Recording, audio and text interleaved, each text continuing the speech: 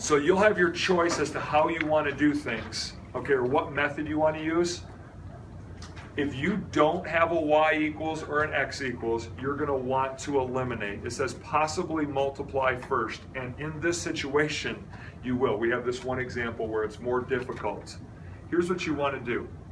You want to eliminate a variable by adding these two equations together. Okay, so you got to make sure you line up. You used to have to line up your decimal points. Now you have to line up your equations and line up your x's and y's. Okay, these are already lined up for you.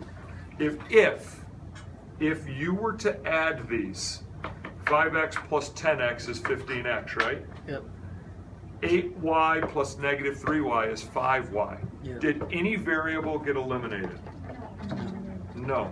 So what you need to do is try to find one of the equations. If you were to multiply it by a number, would it be the same but opposite variable or coefficient to a variable?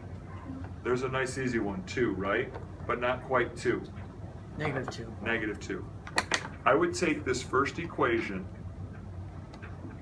and it will stay equal as long as what I do to one side I do to the other, right? What am I going to do to this equation, both sides?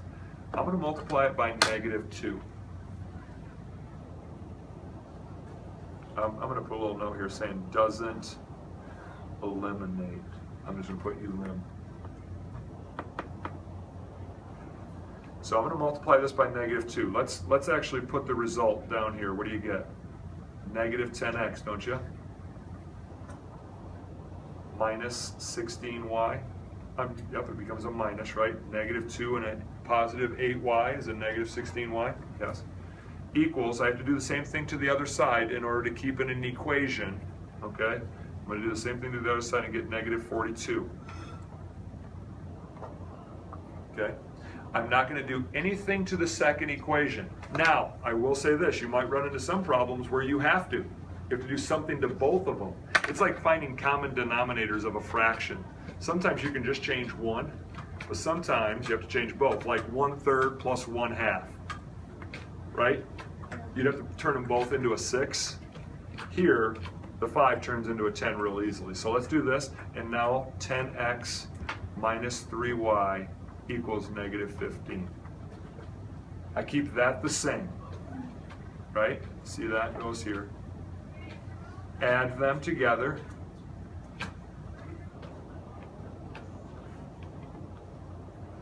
And look what happens. What gets eliminated? X. The x. I have 0x here. Negative 19y equals negative 57. And then just solve. And then just solve it. Now it's a nice simple solving here. Divide by negative 19. What do you get there? Anybody got there? Negative 3? No, should not be. Oh, negative 57. Yeah, so it's positive 3 then? No. Positive 3. Am I done? It looks like it, but I'm not. Because what's every answer? What's the solution to a system? It's the point where the two lines cross, or the point that satisfies both equations. So what do I need to do still? Find the x. Find the x. So I can plug it into any one of these original equations. I just don't like negatives as much as I like positives. So I'm going to say 5, I probably should write it higher, 5x plus 8. I don't have any more y's because I'm going to use my new note card here. I'm going to kind of substitute it in there. And what did I have? 3? Yeah. So this is 24, right? 8 times 3? Yeah. So I'm going to subtract 24 from both sides. Notice I kind of skipped a step there. I hope you guys are okay with that piece. You guys understand why I'm subtracting 24. 5x equals negative 3. Well, this isn't a very nice number. X equals negative 0.6.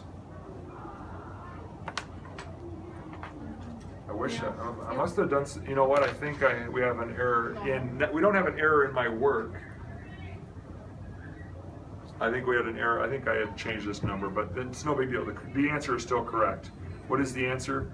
Negative 3/5 or negative 0.6, comma 3. I could check that answer. I like the substitution better. Yeah. You're not going to like substitution if you see this. Okay. All right.